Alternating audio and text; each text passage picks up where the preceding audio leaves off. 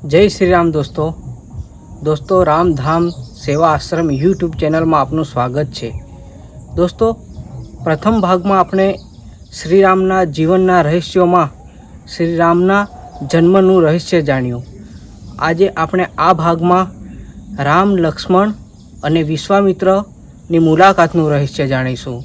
દોસ્તો જો તમે પ્રથમ ભાગ ન જોયો હોય તો આપણી ચેનલમાં જઈ અને પ્રથમ ભાગ જોઈ લેજો। એકવાર વાલ્મીકી ઋષિ અયોધ્યા રાજા દશરથના દરબારમાં આવ્યા અને દરબારમાં આવીને કહેવા લાગ્યા, હે રાજન, મારા યજ્ઞમાં રાક્ષસો ભંગ પાડે છે, તેથી તમારા પુત્ર રામ અને લક્ષ્મણને મારી સાથે મોકલો।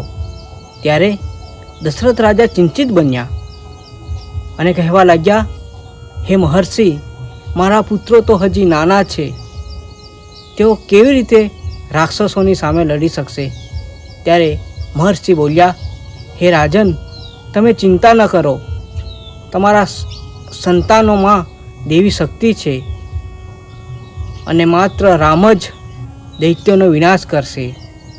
ત્યારે રાજા દશરથે અનિચ્છાથી સંમતિ તો આપી અને આ ક્ષણથી શરૂ થઈ રામજીના નામનો પ્રારંભિક પ્રસાર।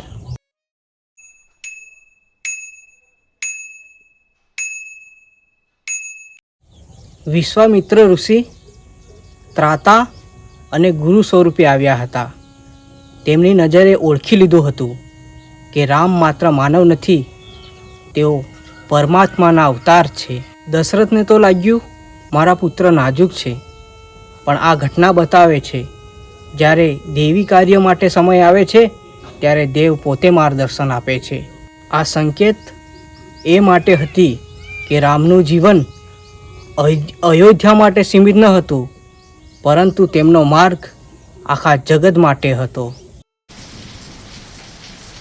તેથી રામનું જીવન આપણને માર્ગદર્શન આપે છે કે ક્યારેક આપણને જીવનમાં અપરિચિત માર્ગે જવું પડે છે, જે પહેલેથી અઘરો લાગે છે, પરંતુ એ જ માર્ગ આપણા માટે સાચો વિકાસ હોય છે।